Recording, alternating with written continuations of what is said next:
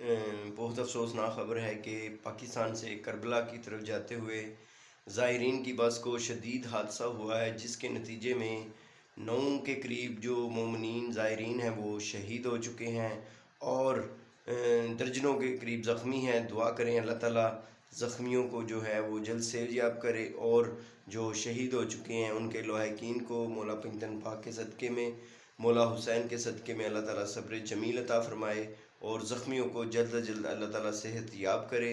اور مومنین بہت افسوسناک حادثہ، آپ بھی دعائیں کریں کہ اللہ تعالیٰ جو زخمی ہیں ان کو صحت اور تندرستی عطا فرمائے۔